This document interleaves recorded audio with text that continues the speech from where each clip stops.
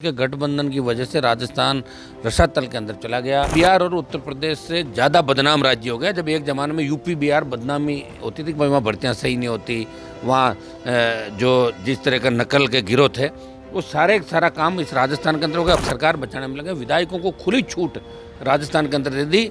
विधायक पैसा कमाने में लगे, ज़्यादातर कांग्रेस के विधायक, और भारतीय जनता पार्टी सरकार बनाने की तैयारी में लगी। सरकार को हम झुकाएंगे, किसान का कर्जा माफ़ कराएंगे, फ्री बिजली कराएंगे, बच्चों को रोजगार दिलाएंगे, और जो अपराध बढ़ रहा राजस्थान का इसको रोकने का भी पूरा प्रयास आने वाले 2 साल के अंदर राष्ट्रीय लोकतांत्रिक पार्टी विपक्षी भूमिका पहले भी निभा रही है। बच्चों को रोजगार दिलाएंगे, और जो अपराध बढ़ रहा राजस्थान का इसको रोकने का भी पूरा प्रयास आने वाले 2 साल के अंदर राष्ट्रीय लोकतांत्रिक पार्टी विपक्षी भूमिका पहले भी निभा रही है और आगे भी निभाएगी।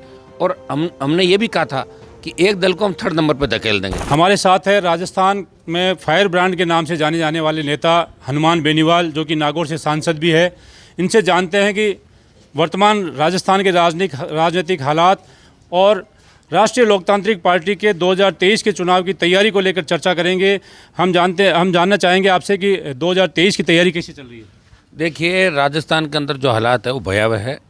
अपराध में, महिला अपराध में राजस्थान 1 नंबर पर आ गया। देश के अंदर एक कलंक राजस्थान के माथे पे लगा, और बच्चों के अपराध के अंदर भी राजस्थान को 5वां स्थान हासिल हुआ। ये वसुंधरा गहलोत के गठबंधन की वजह से राजस्थान रसातल के अंदर चला गया। यहाँ नौजवान रोजगार के लिए आंदोलित है। कोरोना काल की जो मार इस देश ने झेली, इस प्रदेश ने झेली, उसके बाद बेरोजगार सड़कों पे है, और जबरन सरकार बेरोजगारों को उठा के जेलों में बंद कर रही है, मुकदमे दर्ज कर रही है। और सबसे बड़ी बात कि एक भी भर्ती, चाहे आरपीएससी करवाता हो, चाहे कर्मचारी चयन आयोग भर्ती करा हो, सारी भर्तियों के पेपर पहले ही आउट हो जाते हैं, मार्केट के अंदर आ रहे हैं। राजस्थान बिहार और उत्तर प्रदेश से ज़्यादा बदनाम राज्य हो गया। जब एक ज़माने में यूपी बिहार बदनामी होती थी कि भाई वहाँ भर्तियाँ सही नहीं होती, वहाँ जो जिस तरह का नकल के गिरोह थे वो सारा काम इस राजस्थान के अंदर हो गया। अपराधियों का ऐश का राजस्थान हो गया। न रोजगार है, किसान आत्महत्याएं कर रहा है। कांग्रेस के राज के अंदर जिन्होंने कर्ज माफी की बात करी थी, आपने देखा होगा कि अलवर और जयपुर जिले के अंदर किसानों की जबरन ज़मीनें नीलाम करने के लिए सरकार में पहुंचती है। उसके बाद सरकार बैकफुट पर आके कहती है कि हमने तो ऐसा काम नहीं करवाया था, अपने आप हो गया। तो ऐसी बातें रोज़ मुख्यमंत्री बयान बदलते हैं। और जब गहलोत अपनी सरकार बचाने में लगे, विधायकों को खुली छूट राजस्थान के अंदर दे दी। विधायक पैसा कमाने में लगे, ज़्यादातर कांग्रेस के विधायक, और भारतीय जनता पार्टी सरकार बनाने की तैयारी में लगी कि मुख्यमंत्री कौन बनेगा। 1 दर्जन चेहरे बीजेपी के पास है। विपक्ष की भूमिका अगर राजस्थान में कोई निभा रहा है तो राष्ट्रीय लोकतांत्रिक पार्टी राजस्थान में किसान, जवान, तमाम मुद्दों को लेके, तमाम वर्गों को लेके, चाहे राज्य का मुद्दा हो, चाहे दिल्ली का मुद्दा हो, एनडीए हमने छोड़ी तो किसानों के लिए तीनों बिल वापस कराने को लेकर आरएलपी पार्टी ने एनडीए का साथ छोड़ा, और तीनों किसानों कृषि बिल वापस दिल्ली की सरकार को लेने पड़े। और अब जोधपुर के अंदर हम बड़ी रैली करना चाहते थे, क्योंकि कोरोना के अंदर जनवरी माह का हमारा टाइम था। लेकिन कोरोना काल के अंदर जब सरकारों ने ये कह दिया कि भाई अब आप रैलियाँ वगैरह नहीं कर सकते, तो हमें लोगों के स्वास्थ्य की चिंता ज़्यादा, इसलिए हमने रैली को स्थगित किया। और आगामी दिनों के अंदर जोधपुर से हम नई शुरुआत करेंगे। किसानों की संपूर्ण कर्ज माफ़ी, फ्री बिजली, टोल मुक्त राजस्थान, बेरोजगारों को रोजगार, मजबूत लोकायुक्त राजस्थान के अंदर बने, इसको लेकर राष्ट्रीय लोकतांत्रिक पार्टी का गठन जिन हुंकार रैलियों के बाद इस राजस्थान में व्यवस्था परिवर्तन को लेकर हुआ था, उन पे हम हमारी बात पे वचनबद्ध है। और राजस्थान को नया फ्रंट भी देंगे। नया मोर्चा, जो 3rd फ्रंट की हम बात करें, ये पहला मोर्चा राजस्थान के अंदर होगा। हमारी तैयारी जोरदार ढंग से राजस्थान के अंदर चल रही है। नौजवान लगे हुए हैं। हर जाति का नौजवान ये चाहता है कि राजस्थान में बदलाव हो, और बदलाव निश्चित है राजस्थान के अंदर। ये लोग ये कह रहे हैं कि अशोक गहलोत के प्रति हनुमान बेनीवाल थोड़ा नरम रूप अपना रहे हैं और केंद्र में मोदी जी के खिलाफ। क्या ये सच्चाई है? मैं अशोक गहलोत के उतना ही खिलाफ हूँ जितना केंद्र में मोदी के खिलाफ हूँ। मैं उनको कोई व्यक्तिगत, मेरा ज़मीन का झगड़ा नहीं दोनों से। मैं राजस्थान के अंदर आम आदमी, गरीब आदमी, किसान का राज चाहता हूँ। बेमुक्त, भ्रष्टाचार मुक्त राजस्थान हो, ये आरएलपी पार्टी चाहती है। इसको लेकर तीनों विधायक मेरे विधानसभा के अंदर राजस्थान को बचाने के लिए संघर्ष कर रहे हैं। और मैं दिल्ली की सबसे बड़ी पंचायत के अंदर, चाहे ईस्टर्न कैनाल का मुद्दा हो, जिसको राष्ट्रीय सिंचाई परियोजना घोषित करने की बात हो, चाहे टिड्डी से देश के किसानों को विशेष पैकेज की बात हो, या राजस्थान के अंदर नई रेलवे लाइन, नए एयरपोर्ट, नए उद्योग दिल्ली कैसे लगा, विशेष राज्य के दर्जे की बात हो, एक ही सांसद बोलता है, नागौर का सांसद। राजस्थान के मान और सम्मान की लड़ाई देश की सबसे बड़ी पंचायत में करार। प्रदेश के अंदर भी तीनों आरएलपी के विधायक, जहाँ बीजेपी कांग्रेस हाथ मिला लेती है, चाहे परिवहन घोटाला हो, दूसरे घोटाले हो, जहाँ बीजेपी कांग्रेस ने हाथ मिलाया, वहाँ आरएलपी पार्टी खुल के आम जन की बात को दिल्ली तक, केंद्र तक और इनके कानों में डाली। सबसे पहले राष्ट्रीय लोकतांत्रिक पार्टी आम आदमी, गरीब आदमी की लड़ाई सड़क से लेकर विधानसभा और लोकसभा तक लड़ रही है। 2023 में अकेले चुनाव लड़ेंगे क्योंकि ओवैसी की एंट्री हो रही है। लोग ये कह रहे हैं कि हनुमान बेनीवाल को किसी न किसी से हाथ मिलाना पड़ेगा। क्या ओवैसी के साथ जाना चाहेंगे? अभी 2023 दूर है और जब जोधपुर की रैली हमारी हो जाएगी उसके बाद हम तय करेंगे। वैसे मेरा मन राजस्थान के अंदर अकेले चुनाव लड़ने का है कि राष्ट्रीय लोकतांत्रिक पार्टी किसी देखिए गठबंधन कई जगहों पे देश के अंदर गठबंधन भी हुए, लेकिन गठबंधन ज़्यादा कामयाब नहीं हुए देश के अंदर, क्योंकि गठबंधन जो होता है वो 4-6 महीने के अंदर सड़क पे आ जाता है, फिर लोग गठबंधन करते हैं, फिर किसी तीसरे के साथ जाते हैं। मेरा प्रयास यही रहेगा कि मैं राजस्थान के मुस्लिम, जहाँ ओवैसी की बात आप करो, निश्चित रूप से मुसलमानों की वो पैरवी करते हैं, लेकिन मैं चाहता हूँ कि राजस्थान का मुस्लिम आरएलपी पार्टी के साथ जुड़े, क्योंकि आरएलपी तमाम नौजवानों की, किसानों की और व्यवस्था परिवर्तन का आगाज़ करने वाली पहली किसान के बेटे की पार्टी है। तो हमें पूरा भरोसा है कि राजस्थान का मुसलमान राष्ट्रीय लोकतांत्रिक पार्टी के साथ वैसे ही खड़ा हो जाएगा। हमें किसी गठबंधन की आवश्यकता नहीं पड़ेगी राजस्थान के अंदर। सचिन पायलट के प्रति तो आपका नर्म रुख है। मेरा तो हर उस आदमी के प्रति नर्म रुख है जो वसुंधरा और गहलोत के खिलाफ है, मैं उनके साथ हूँ। सरकार का 3 साल का कार्यकाल पूरा हो चुका है।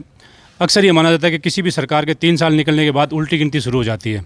सरकार के 3 साल के कार्यकाल को आप किस तरह से देखते हैं? आने वाले 2 साल में इस सरकार से आपको क्या कोई उम्मीद है? या आने वाले 2 साल में तो आप हमें ही देखोगे सड़कों पे, विधानसभा में, लोकसभा में, और जवान और किसान का परचम फहराएगा राजस्थान के अंदर और देश के अंदर। हम सरकार को, इस कायर निकम्मी सरकार को हम झुकाएंगे।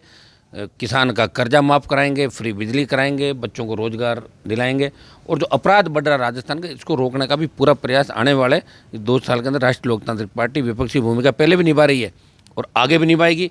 और हमने ये भी कहा था कि एक दल को हम 3rd नंबर पर धकेल देंगे। तो आपने देखा होगा कई चुनाव के अंदर कि अभी जो चुनाव हुआ बल्लभनगर का, उसमें बीजेपी को 4थे नंबर पर धकेल दिया।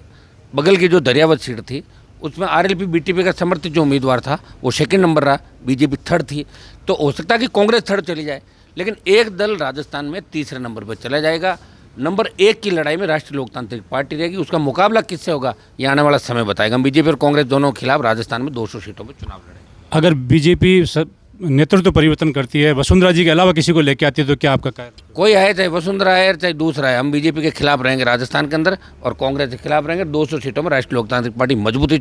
हमारे साथ नौजवान की ताकत है और नौजवानों ने देश में जितनी भी क्रांतियाँ हुई वो उनके हीरो नौजवान थे, नायक नौजवान थे। और राजस्थान का नौजवान बदलाव चाहता है राजस्थान के अंदर। ऐसा राजस्थान चाहता है जहाँ हमारी बहन बेटियाँ रात को 12 बजे भी सुर्ख निकले सड़क पे तो मजा ले, कोई सामने देख ले। वैसा राजस्थान चाहता है कि थाने तहसील कचहरी में आम आदमी, गरीब आदमी जाए, उसका मान और सम्मान हो, बेरोजगार से तंग आके कोई आत्महत्या नहीं करे, डिग्री से पहले रोजगार की गारंटी हो, नदियों को जोड़ के प्रत्येक खेत के अंदर सिंचाई का पानी आए। हमारे सपनों का राजस्थान, जो आज़ादी से पहले जिन लोगों ने बलिदान दिया उन्होंने सोचा था कि भारत ऐसा होना चाहिए, राजस्थान ऐसा होना चाहिए। तो नौजवान हनुमान बेनीवाल को राजस्थान में अकेले लड़ता हुआ देखना चाहता है, इसलिए राष्ट्रीय लोकतांत्रिक पार्टी तमाम सीटों पर अकेली चुनाव लड़ेगी और आने वाला समय राजस्थान के अंदर नौजवानों का होगा। और मैं विश्वास के साथ कहता हूँ कि मोदी जी यूपी के अंदर कितना ही जोर कर ले, पंजाब में कितना ही कर ले, लेकिन राजस्थान के अंदर राष्ट्रीय लोकतांत्रिक पार्टी भारतीय जनता पार्टी को पटक नहीं देगी आने वाले टाइम के अंदर। नागौर का कैसा राजनीतिक माहौल है? नागौर को लेकर क्या कहेंगे? नागौर की 10 की 10 सीट राष्ट्रीय लोकतांत्रिक पार्टी के खाते में आ जाएगी, क्योंकि अभी 5, 6, 7 एमएलए तो मेरी मेहरबानी से बने हैं नागौर में जो बने हुए हैं, ठीक है ना। 7, 8 आप तो ये मानो कि 9 तो मेरी उस पर बने हैं। आरएलपी के सहयोग से 9 विधायक राजस्थान में बने, चाहे वो कांग्रेस के टिकट पे बने, चाहे बीजेपी से बने, चाहे कैसे भी बने। हाँ, एक व्यक्ति के खिलाफ मैं प्रचार करने गया था लाडनू के अंदर, वो सीट हमारी नहीं आई थी, और जाइल के अंदर हम 2nd नंबर पर रहते, और बाकी 8 जगह नागौर के अंदर हनुमान बेनीवाल ने राजस्थान में दूसरी जगह ध्यान दिया। कहीं न कहीं कि कोई न कोई सहयोग से बना, और इस सरकार के अंदर भी 1 दर्जन मंत्री हनुमान बेनीवाल के सहयोग से एमएलए बनाए, बीजेपी के भी कई नेता बने। उस समय हमारे पास संसाधन नहीं थे, उस समय हमारे पास समय कम था। हम ये चाहते थे किसी न किसी तरह इस राजस्थान के अंदर 3rd फ्रंट की एंट्री हो, इसलिए 57 सीटों पे उम्मीदवार लड़ाए, 49 जगह मैंने प्रचार भी किया, 25 से ज़्यादा सीटों में अच्छे वोट राष्ट्रीय लोकतांत्रिक पार्टी ने लिए। और जब पुणे गठबंधन एनडीए से हुआ था, तो अब जो बड़े बड़े नेता दिल्ली में बातें करते हैं जब मैं प्रचार करने उनका जाता था तो मुझे रिसीव करते थे हेलीपैड पर, आपको पता है सारे नेताओं का, ठीक है ना। इसलिए जो जवानों की ताकत बढ़ रही है, 5 साल पहले 18 में जो वोट था वो बढ़ के 4 गुना वैसे ही हो जाएगा। और उस समय अगर मैं 200 सीटों में लड़ा था तो मेरे वोट 30 लाख से ज़्यादा आते। और अब आप उसका जोड़ लो अंदाज कि राजस्थान में सबसे बड़ा दल, और कोई बड़ी बात नहीं कि सत्ता में स्पष्ट बहुमत राष्ट्रीय लोकतांत्रिक पार्टी का, तमाम जातियाँ आरएलपी के साथ है। 3 मेरे जो विधायक हैं उनमें 2 शेड्यूल कास्ट के विधायक हैं।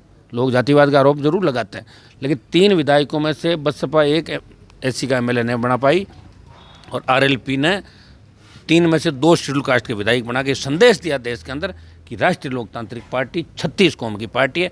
और हमारे 5 प्रधान जो बने उनमें देख ले आप, देखिए शेड्यूल कास्ट के नगर पालिका के चेयरमैन ब्राह्मण जाति छाता, तमाम जातियों को साथ लेकर हम चल रहे हैं। निश्चित रूप से 1 साल बाद अभी आपको जो सीनियर दिख रहा है राजस्थान के अंदर वो अलग ही नजर आएगा और आरएलपी पार्टी आपको और मजबूती की ओर बढ़ती हुई दिखाई देगी। देश में जो 5 राज्यों में चुनाव हो रहे हैं उनका क्या नक्शा रहेगा?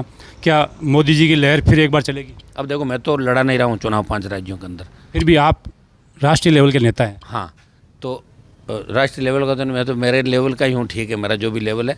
लेकिन मुझे तो ये लग रहा है कि क्षेत्रीय पार्टियाँ हर जगह मजबूत होकर उभरेगी और कड़ी टक्कर देगी।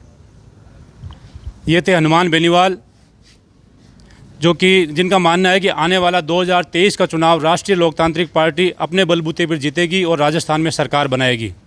देखने वाली बात यह होगी कि 2023 में जो विधानसभा चुनाव होगा उसमें ऊंट किस करवट बैठता है। सहयोगी हनीफ के साथ हनीफ खान, राजस्थान तक।